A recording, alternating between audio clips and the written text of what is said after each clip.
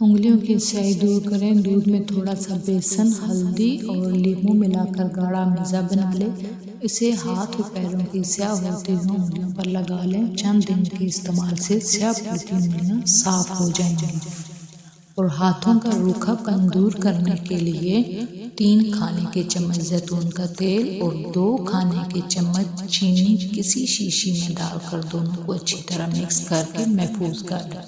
پھر جب وقت ملے تو تیل کو ہاتھوں پر لگا کر مساج کریں۔